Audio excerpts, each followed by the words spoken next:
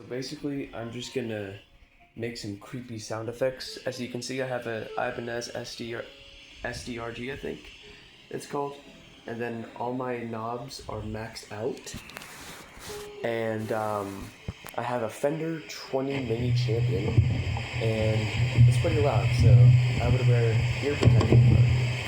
So I'm just gonna mess around with the FX select levels, and yeah, just see what kind of creepy sounds I can make.